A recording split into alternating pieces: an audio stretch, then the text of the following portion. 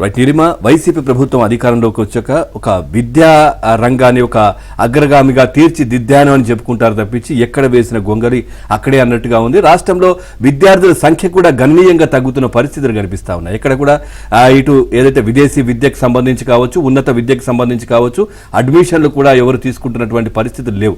పక్క రాష్ట్రాలకు వెళ్ళి చదువుకుంటున్న పరిస్థితులు. ఎందుకంటే నాడు నేడు అంటూ పాఠశాలను కూడా బ్రహ్మాండంగా అభివృద్ధి చేశామని చెప్తున్నారు తప్పించి ఇదంతా కూడా ఫోటోలకి పేపర్లకే పరిమితం అవుతున్నాయి తప్పించి ఎక్కడ కూడా అట్లాంటి పరిస్థితులు లేవు. విద్యారంగాన్ని గాలికి వదిలేసారు జగన్మోహన్ రెడ్డి అనే విమర్శలు కూడా వస్తా ఉన్నాయి. రైట్, అవును. విద్యా దీవెన సకాలంలో చెల్లించకపోవడంతో విద్యార్థులు ఉన్నత చదువులు చదవలేని పరిస్థితి అయితే నెలకొంది. వైసీపీ ప్రభుత్వం అధికారంలోకి వచ్చాక విద్యారంగంలో విప్లవాత్మక మార్పులు తీసుకొచ్చాం, విద్యారంగాన్ని అత్యద్భుతంగా తీర్చిదిద్దాం, రాష్ట్రంలో చదువు మానేసే విద్యార్థే లేడు.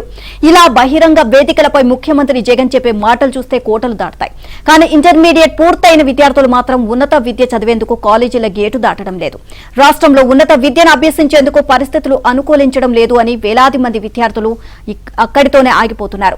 వైసీపీ ప్రభుత్వం వచ్చాక మారిన విధానాలు విద్యార్థులను ఉన్నత విద్యకు దూరం చేస్తున్నాయి. విద్యా దీవెన నగదు సకాలంలో విడుదల చేయకపోవడం పేద విద్యార్థులకు శాపంగా మారింది. హడావిడిగా సింగిల్ మేజర్ డిగ్రీ ప్రవేశపెట్టిన ఉన్నత విద్యా మండలి దానిపై అవగాహన కల్పించడంలో 100% విఫలమైంది. అసలు ఏ కోర్సు ఎక్కడుంది, ఏది చదవాలి అన్నదానిపై కనీస అవగాహన విద్యార్థులకు లేని పరిస్థితి నెలకొంది.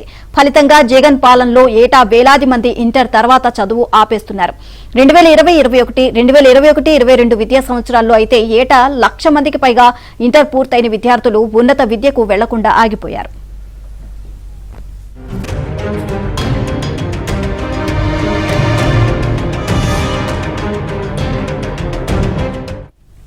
రెండు 2022-23 విద్యా సంవత్సరంలో 3,37,987 మంది ఇంటర్లో ఉత్తీర్ణత సాధించారు.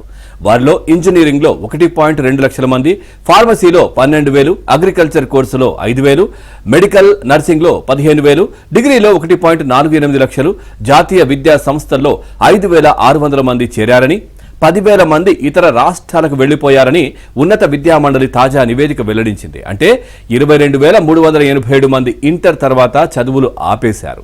2019-20 విద్యా సంవత్సరంలో 46,954 మంది ఉన్నత విద్యకు వెళ్లకుండా ఆగిపోయారు.